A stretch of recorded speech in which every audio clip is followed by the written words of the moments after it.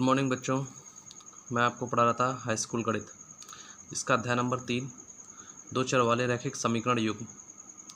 ठीक है, जिसकी प्रश्नावली 3.3 की आज शुरुआत करेंगे।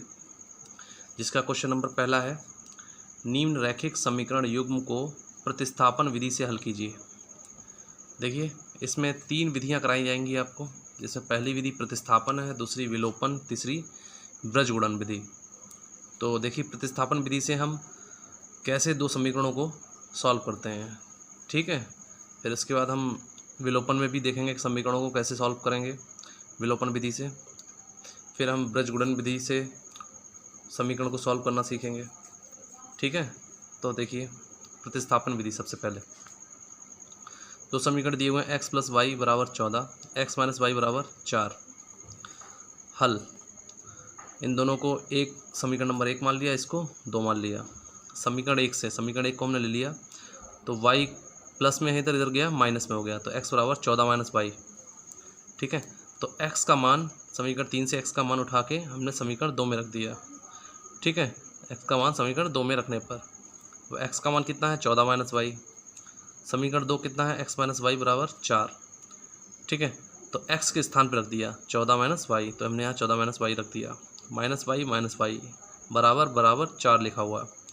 अब देखिए इसको सॉल्व करेंगे, -y -2y 14y है ही। अब देखिए -2y है, इधर ले आए, प्लस में हो गया, ये 4 प्लस का है, इधर गया माइनस में हो गया, 14 - 4 = 2y। 14 में 4 गया, 10 बचेगा, 2y आपका 2y है। 2 गुणे में इधर जाएगा, भाग में चला जाएगा। ठीक है, 10 के भाग में चला गया, 2 2 पंजे 10। y का मान कितना आ गया, 5। अब y का मान है, उसको समीकरण 1 में रख दिया हमने। ठीक है, y का मान समीकरण 1 में रखने पर तो समीकरण 1 क्या था, x + y = 14, तो x + y के स्थान पे 5। ठीक है, 5 मान रख दिया। अब प्लस का 5 इधर जाएगा, माइनस का 5 हो जाएगा, x = 14 और ये प्लस का 5 था, इधर आ गया माइनस का 5, 14 में 5 गया 9। इस प्रकार x का मान कितना आ गया, 9। y का मान कितना आया, 5। तो इसलिए दोनों मान हमारे क्या निकल गया है, x = 9, y = 5। ठीक है, ये थी हमारी प्रतिस्थापन विधि। ठीक है, x = 9 तथा y = 5 प्रतिस्थापन विधि से निकले हैं। ठीक है, अब देखिए अगला क्वेश्चन।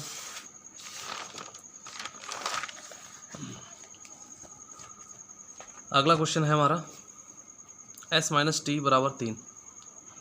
दूसरा समीकरण है s/3 + t/2 = 6।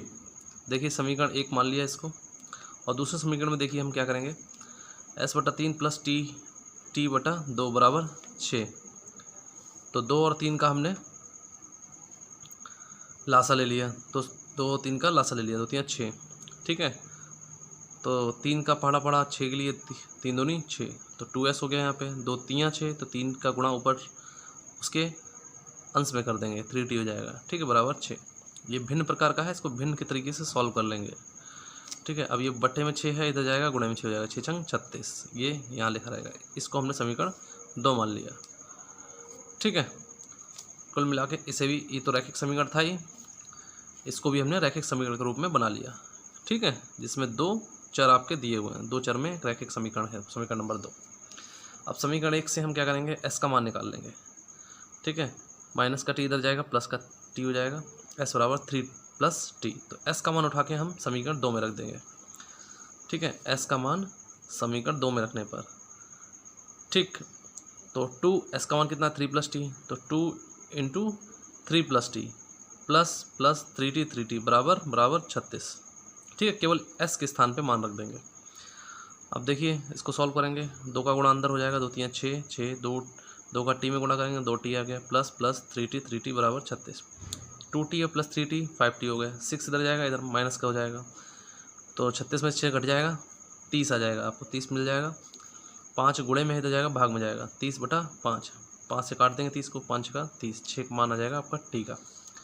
अब t का मान समीकरण 1 में रख देंगे। समीकरण 1 क्या था, s - t = 3, तो t के स्थान पे हमने 6 रख दिया, तो -6 इधर जाएगा, +6 हो जाएगा, 6 + 3 9 हो जाएगा।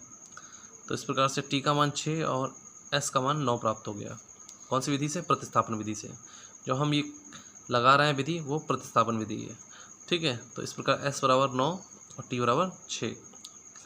प्रतिस्थापन विधि में हम लोग बेसिकली क्या करते हैं कि सबसे पहले एक समीकरण से एक मान निकाल लेते हैं और उसको दूसरे समीकरण में रख देते हैं, ठीक है, जिससे हमारे एक चर का मान निकल आता है, ठीक।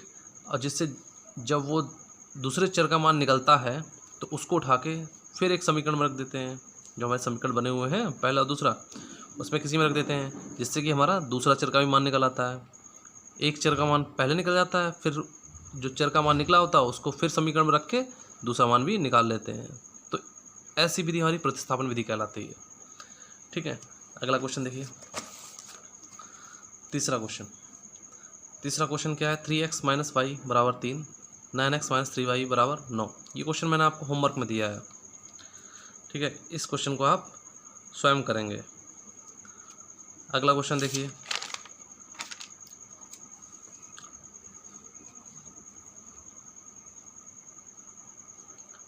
अगला क्वेश्चन क्या है, 0.2x + 0.3y = 1.3, 0.4x + 0.5y = 2.3, ठीक है। 0.4x + 0.5y = 2.3। तो ये तो है सिंपल, लेकिन इसमें केवल पॉइंट्स लगे हुए हैं, इसलिए थोड़ा सा आपको टफ लग रहा होगा। तो देखिए क्या करेंगे, समीकरण 1 बना लिया, इसको समीकरण 2 बना लिया।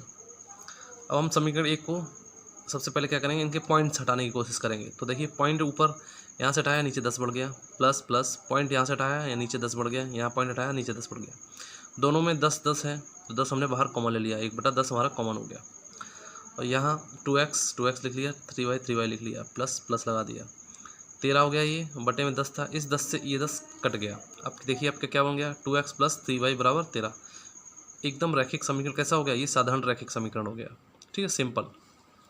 उसी प्रकार समीकरण 2 को हमने बना लिया, 0.4x, तो पॉइंट हटा के नीचे 10 बढ़ गया, प्लस 0.5y, तो हमने पॉइंट हटाया नीचे 10 बढ़ गया। उसी प्रकार 2.3 में पॉइंट हटाया नीचे 10 बढ़ गया। दोनों के 10 यहाँ से कॉमन ले लिए और इस 10 से ये 10 काट दिया, बचा क्या, 4x + 5y = 23, 4x + 5y = 23। तो ये हमें 2 समीकरण प्राप्त हो गए। अब जैसे हम प्रतिस्थापन विधि लगाते हैं, इन दोनों में लगाएंगे। एक से क्या करेंगे, चाहे x का चाहे y का मान निकाल लो और समीकरण दूसरे में रख दो। इस x का मान निकाल लो यहाँ से, चाहे y का मान निकाल लो, ठीक है।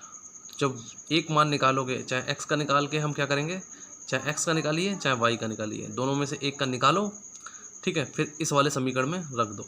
हमारे 2 नए समीकरण हमको मिल गए हैं। अब हमारी क्वेश्चन की नई शुरुआत यहाँ से होगी, ठीक है। ये तो हमने इन समीकरणों को, जो पहले वाले समीकरण थे, इनको तो हमने सॉल्व कर लिया, जिससे कि हमारे ये इस प्रकार 2 समीकरण हमें प्राप्त हो गए, ठीक है। इस प्रकार हमें क्या होगा, 2 समीकरण मिल जाएंगे। तो ये समीकरण क्या है, बिल्कुल साधारण तरीके के हैं। तो इसमें से आप x का मान निकालिएगा, ठीक है, चाहे y का निकालिएगा दूसरे समीकरण में रख के, ठीक है। एक चर का, चाहे x का चाहे y का, जब यहाँ से आप x का मान निकाल लेंगे तो y के रूप में आएगा, तो y के रूप में यहाँ पे रख देंगे तो y का मान निकल आएगा। फिर y का निकल जाए तो चाहे इसमें रख के आप x का मान भी निकाल लीजिएगा। इस प्रकार आपका x और y के दोनों का मान निकल आएंगे, ठीक है। तो ये क्वेश्चन भी मैंने आपको होमवर्क दिया हुआ है यहाँ तक सॉल्व करके, ठीक है। अगला क्वेश्चन देखिए,